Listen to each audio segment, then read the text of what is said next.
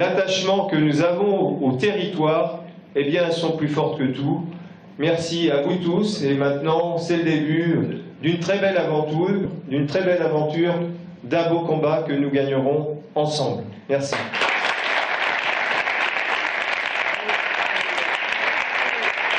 Ils sont presque tous présents ce dimanche matin pour la photo de famille des candidats de la majorité départementale.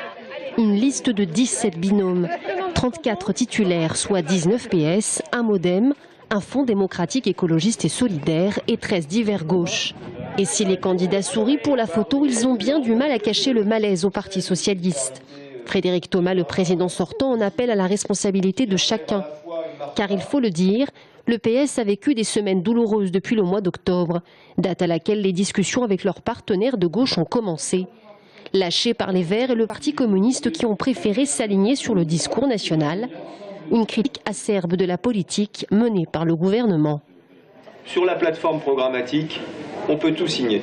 Le constat, il est que ce n'est pas pour des raisons locales, ce n'est pas pour des désaccords de fonctionnement au sein de la majorité départementale actuelle. Frédéric le rappelait, quand on regarde la plateforme programmatique, concrètement, on peut la signer tout pareil.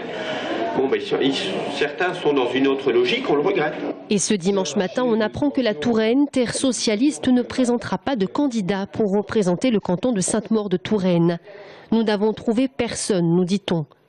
Mais également qu'aucun accord n'a été trouvé sur le fameux canton de la Riche-Ballan-Miré, où Alain Michel, ponte socialiste, aurait dû partir avec Pascal Boutseul.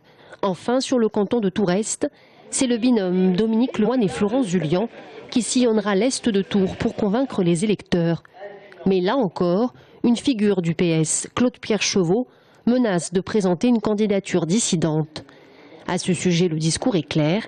Les dissidents paieront le prix fort pour s'être opposés à la logique démocratique de l'appareil socialiste fédéral. La majorité départementale ne validera pas des binômes qui s'opposent, qui sont concurrents. C'est contraire à l'esprit qu'on véhicule. C'est le 16 février au soir, quand l'ensemble des candidatures auront été déposées en préfecture, qu'on saura quels seront les candidats canton par canton. Et si on avait des candidats qui sont aujourd'hui au Parti socialiste et qui étaient candidats contre des quatuors soutenus et investis par le Parti socialiste, dans ce cas-là, les statuts sont clairs, on est exclu de fait du Parti socialiste. Une scission profonde au PS qui préfigure les lendemains moroses du parti, et cela dès l'issue du premier tour. Mais le principal adversaire au-delà de la droite, c'est l'extrême droite. Un parti qu'il sera difficile de combattre en partant en ordre dispersé.